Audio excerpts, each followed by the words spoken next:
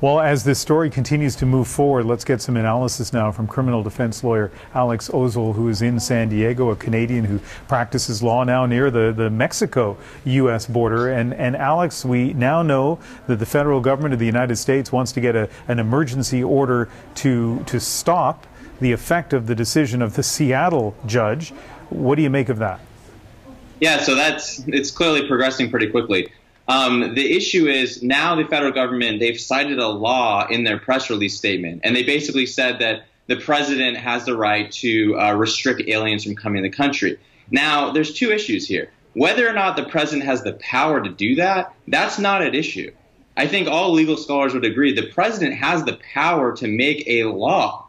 It's whether or not that law is constitutional, that's the issue. The other thing is when they have that law in there, it says that they can restrict aliens. Now, we have an issue here where they're talking about also restricting green card holders and legal permanent residents. So their executive order goes beyond where the law gives them the power.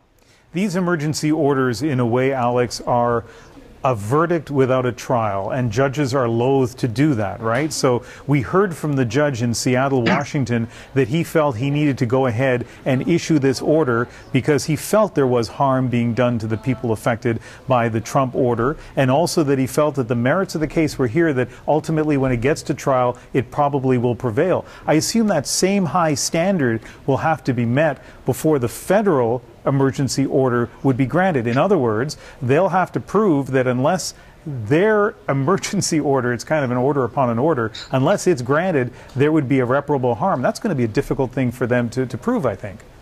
Yeah, so I think it's harder for them to prove.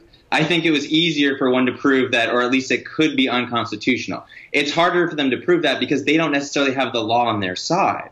They have something saying the president can make a law, but they don't have any proof or anything in the history of the U.S. that shows that this type of exact law with their exact restrictions in the executive order is constitutional. There's no law that shows that for them. So they're going to have to make whatever arguments they can to try and put this emergency injunction in order. And if a judge grants that, then it's just going to be litigated. This is going to come up at some point, and the lawyers are not backing down. And one of the things we're seeing tonight, and we've certainly seen the Washington State Attorney General celebrate this, is the power of the law and the independence of the judiciary.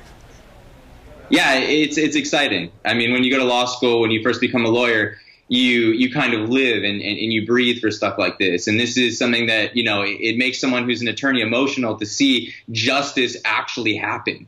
And to know that, you know, no matter what the president does, no matter what happens in the U.S., there are good people out there, there's judges out there, and no matter what the president does, he can't mess with the justice system. The judges make the final rule, and they did in this case, and it's really exciting to see that. So I hope that the attorneys prevail. Alex Ozols in San Diego, thank you very much for speaking with us tonight. Thanks, Ian.